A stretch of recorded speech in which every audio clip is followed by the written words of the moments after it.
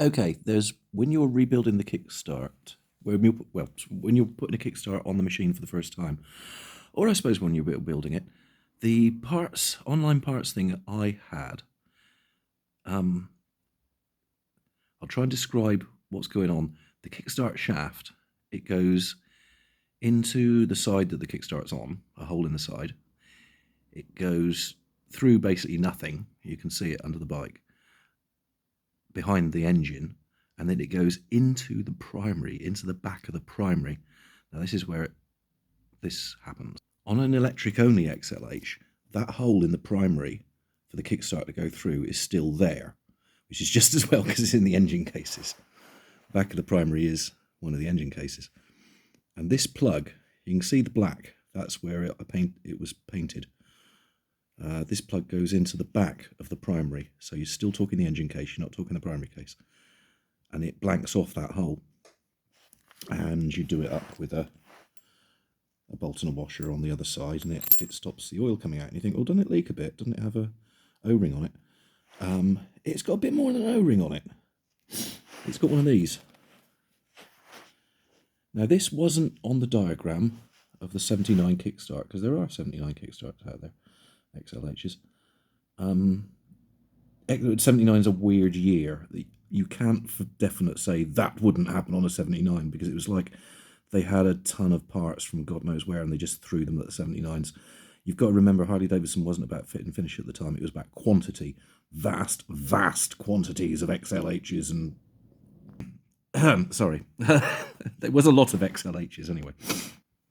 So what I did was, because I wasn't pre-warned about this part, in fact, on the diagram, what it tells you to put, and this is where it gets really confusing, is one of these. This is a 11101. It's a very, very common O-ring on Harley-Davidson. You'll find it pretty much everywhere on all of them, definitely of this era. But you know, when I went to put everything in, that 11101 just didn't seem to fill the space. I thought oil's going to pour out of here. And then I noticed that this plug here had this seal, which fitted absolutely perfectly into the gap. This is the same diameter, obviously, as the Kickstart shaft. So I figured I'd just reuse the seal. You know, I wanted the damn thing on the road, and I didn't really think anything more about it. Now, 8 or 9 months later, it started leaking oil, and unfortunately it leaks it right onto the back tyre. So I thought, but that seal was brand new. And then I thought, no, it wasn't. It's 43 years old. It's never had to have anything, a shaft rubbing around inside it, so to speak. It's always just been on this plug, not moving at all. And all of a sudden, 43 years old, you've got a dirty great shaft ramming around inside you. Well, you're going to leak, aren't you? I should imagine. You buy these in packs of 5. They're not actually available at the moment, which is really annoying from any of the suppliers I use. But I did find somebody on YouTube who was selling them individually. So expect to pay $10 or $10. I know we're at parity now, aren't we? So $10 or $10 for a packet of 5. And £3 apparently from YouTube, so that wasn't bad. Did I say YouTube? I think I meant eBay. Yeah, I definitely meant eBay. You can't buy things from YouTube, can you? These seals here, and when I got it, I did notice that the original one didn't have these lips at the top. I mean, it probably had them at one time. Now you can see how they're very oil sealy, can't you? They were gone, so it held it for quite some time. I'm impressed. But that should last a lot longer.